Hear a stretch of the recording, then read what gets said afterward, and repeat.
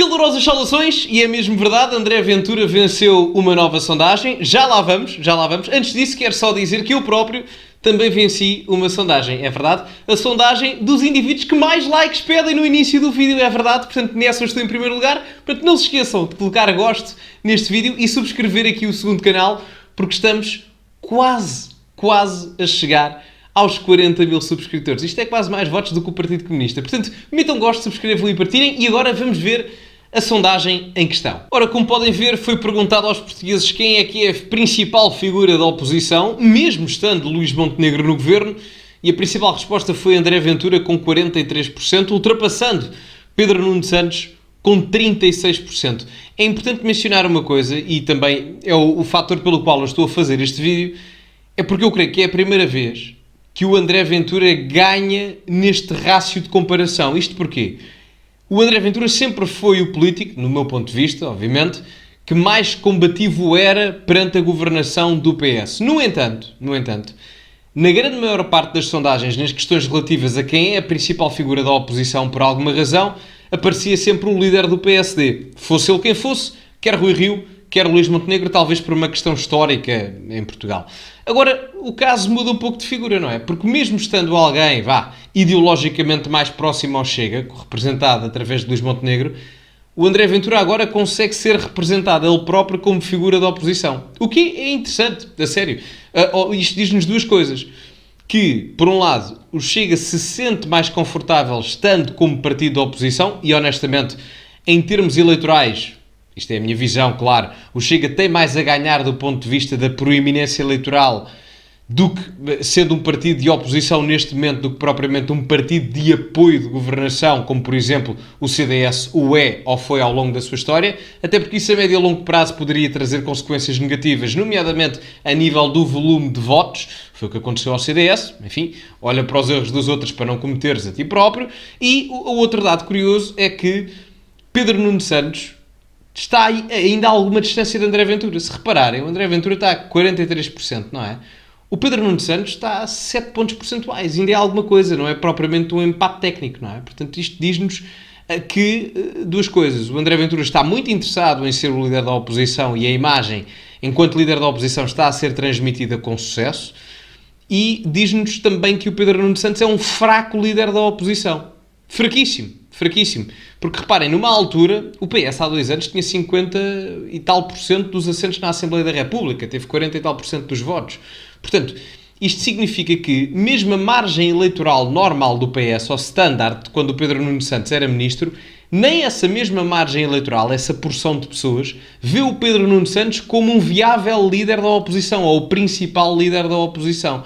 E depois, enfim, se olharmos para o resto do gráfico, vemos uma diferença abismal de André Ventura por razões óbvias e de Pedro Nuno Santos por mais razões históricas do que propriamente de comportamento parlamentar. Até porque não me parece que ele seja assim tão bom secretário-geral do PS como tem sido. Muito honestamente, e se calhar até faço a ponte para a Mariana Mortágua aqui em terceiro lugar, foram as minhas duas grandes desilusões. Não é que eu fosse algum dia votar neles, mas eu tinha uma expectativa política da sua qualidade retórica, argumentativa e de liderança muito melhor do que eles próprios estão a representar agora. Um no PS, outro no Bloco de Esquerda, mas a diferença, a meu ver, é significativa. Mariana Mortágua, em terceiro lugar, fica aquém, 5%. Isto aqui acho que é só mesmo o eleitorado do Bloco de Esquerda a votar na Mariana Mortágua e o eleitorado do LIVRE a votar no LIVRE, não é? No caso do Rui Rocha será diferente, não é? Se repararem, só aqui um à parte, tirando o caso do Rui Rocha, que é uma exceção porque a Iniciativa Liberal, embora não estando no governo, é o partido ideologicamente mais próximo e que mais simpatiza com a governação dada, isso é sabido. Portanto, dizer que o Rui Rocha ou João Coutinho Figueiredo, ou fosse quem fosse da IEL, estivesse numa posição de oposição, não seria correto, nem sequer justo para a Iniciativa Liberal, a meu ver, não é uma força de bloqueio. Mas reparem que quem vota aqui nestas figuras, na Mariana Mortágua, no Rui Tavares, no Paulo Raimundo e na Inês Sousa Real, a percentagem de pessoas que os vê como principal figura da oposição é exatamente a mesma percentagem de votos que os partidos que estas mesmas pessoas lideram tiveram.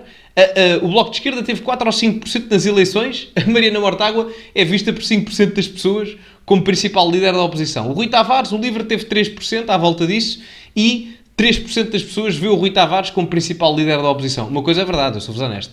Eu acho que o Rui Tavares, destes todos, é o que tem maior qualidade a fazer oposição ao Luís Montenegro, mais do que o Pedro Nuno Santos, a Mariana Mortágua, o Paulo Raimundo e a Inês Sousa Real. O Paulo Raimundo e a Inês Sousa Real são fraquíssimos do ponto de vista político.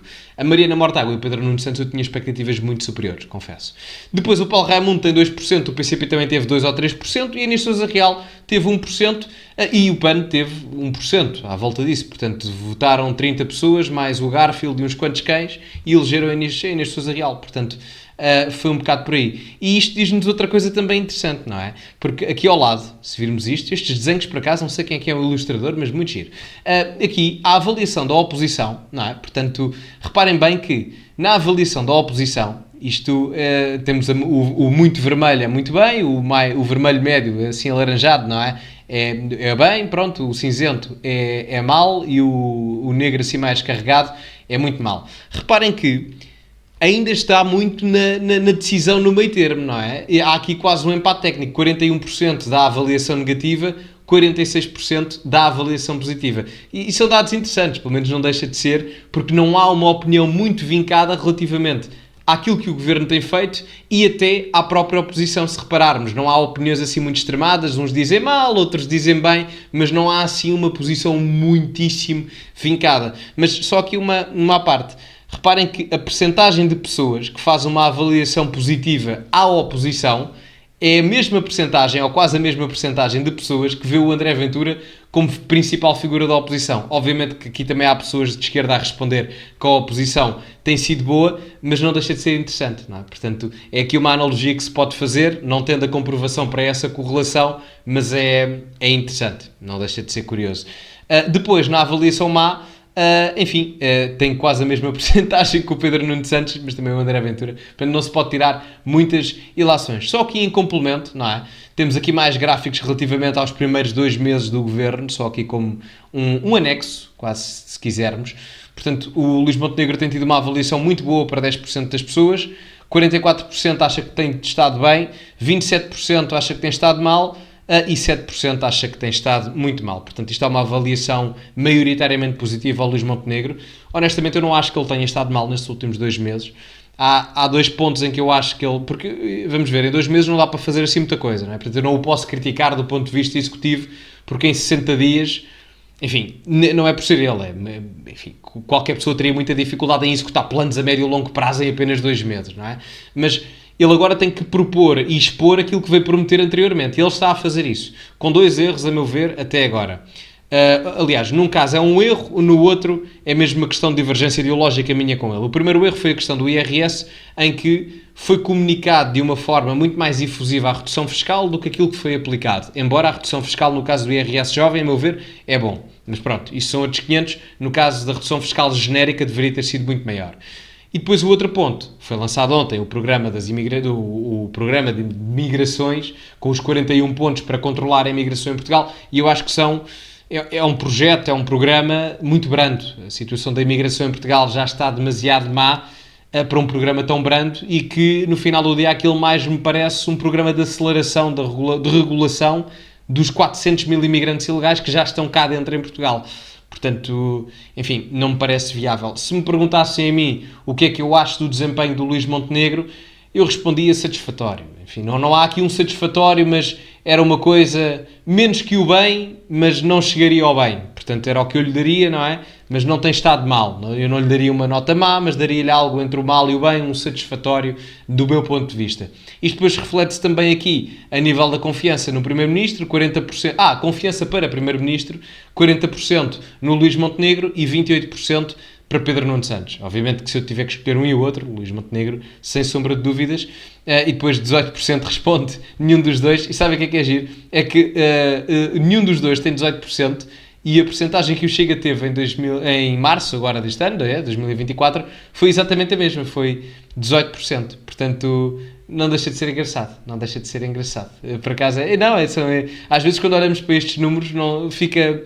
Podemos fazer algumas correlações, algumas são complicadas, como aquela da satisfação com a oposição e a percentagem no André Ventura, mas esta aqui, por acaso, é fácil e é gira de fazer. Mas enfim, meus amigos, digam-me agora a vossa opinião nos comentários, o que acham sobre a sondagem, o que acham sobre isto, se o Ventura é o principal líder da oposição, se é o Pedro Nuno Santos.